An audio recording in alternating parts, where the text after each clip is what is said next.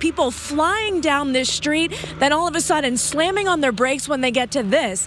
All this activity you see here just started in the last 15 minutes. Before that, it was pitch black. The students that we've spoken to so far here on campus say that they were friends. This all happened shortly after 11 o'clock last night here in the 800 block of Wayne Avenue. Firefighters just left about 5 minutes ago. This road here was closed all afternoon, and it just reopened, like we said, about 5 minutes ago when firefighters left. You can see the building behind me. I want you to see just how far back this goes. It's a pretty large building, and we're told it's been vacant for years. While there's no official cause yet about what started this fire, people who live across the street and nearby believe it was arson. Mr. Rooney founded a mentoring program that now serves more than 20,000 children a year.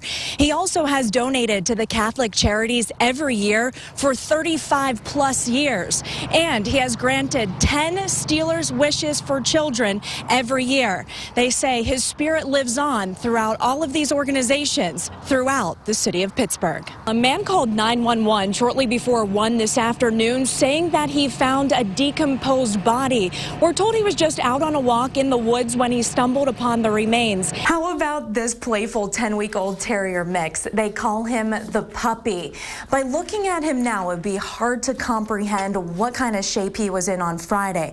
But thanks to university veterinary specialists, they managed to turn this little pup's life around.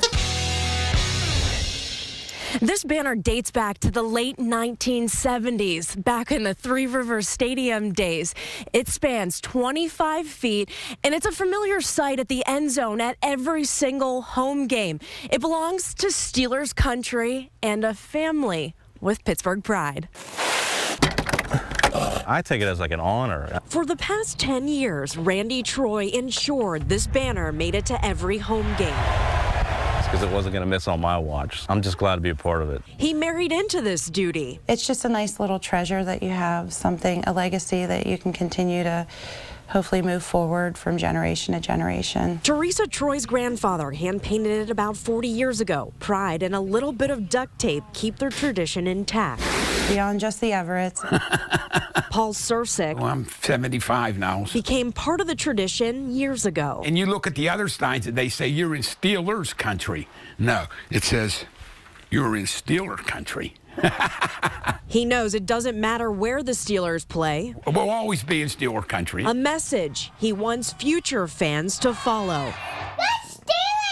I mean, you just don't let things like this go away. It don't. And in between home games, this banner hangs out at the Troys, but on Sunday, it will be hanging right here.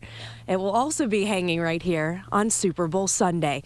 Reporting in Elizabeth Township, Alyssa Raymond, Pittsburgh's Action News 4. These problems poured in about this local masonry business. The complaints range from sloppy work to no work at all, even though some of that work was already paid for.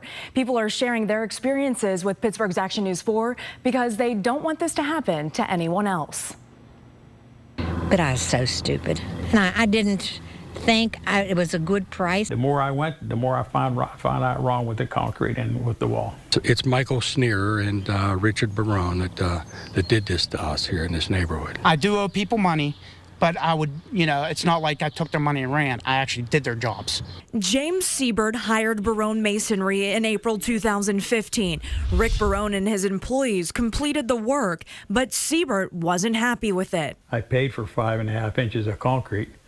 Pictures I have here show in places there's only 1.5 to 2.5 inches of concrete. Before Siebert discovered the now documented defects, his neighbors David Bauer and Dorothy Combe made down payments for work on their driveways. Bauer and Combe wrote checks out to Michael Sneer, who was employed by Barone Masonry at the time. I mean, he took my check, he cashed it, and he never did anything. Sneer did start the work on Combs' driveway and steps. No, he did not finish the work. Not at all. It was torn up all summer. I didn't think it would be so easy for somebody to steal from somebody else and basically get away with it. Just do something to him so that he doesn't do this to anyone else. We attempted to talk to Sneer. He declined an on-camera interview. Barone told us he fired Sneer, but over the phone, Sneer said he quit working for his ex-brother-in-law's business.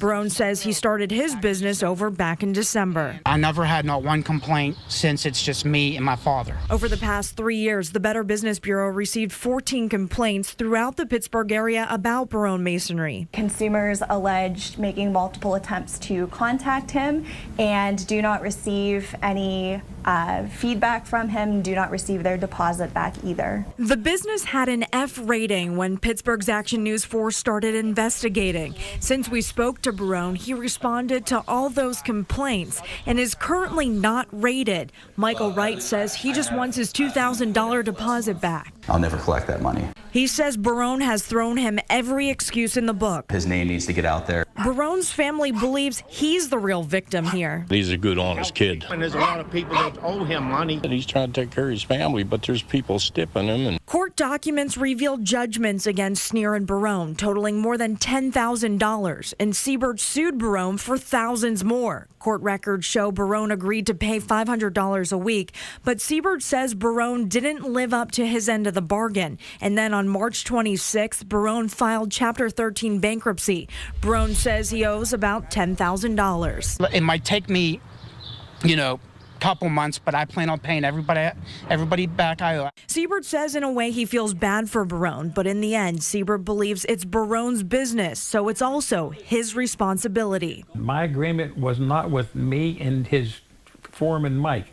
My agreement was with Richard Barone, and he was in charge of that stuff. And if he doesn't want to stay around and watch what his business is going on, then hey, he's got to pay the piper at the end. And Barone told us he plans on doing just that. I apologize, and I hope this doesn't ruin my rep. I know my reputation's ruined, but I'm going to fix it, so I'm sorry. And at last check, Barone still owed Siebert about $6,000, and he owed Wright his $2,000 deposit. As for Sneer, he's charged with home improvement fraud, deceptive business practices, and theft. Sneer is scheduled to be in court on those charges next month. Alyssa Raymond, Pittsburgh's Action News 4. I'm Alyssa Raymond with a breaking news update. U.S. Defense Secretary James Mattis arrives in Baghdad. His unannounced visit in Iraq comes as the battle to oust Islamic State militants from western Mosul enters its second day. You saw this as breaking news at 11. Darrell Revis's attorneys are responding to video posted by the website TMZ, allegedly showing the aftermath of the altercation that left 2 men knocked out on the south side. And these details are continuing to come in. We just found out this victim is a 16-year-old boy, and we're going to show you where all of this happened. But he died after being rushed to the hospital following this late-night shooting. This neighborhood is Pittsburgh's Northview Heights community, the 800 block of Mount Pleasant Drive. Good morning, everyone. I wanted to start with a live look at one of the most iconic entrances into any city. This is coming out of the Fort Pitt Tunnel, heading across the bridge, upper and lower levels at this time, moving very nicely this morning.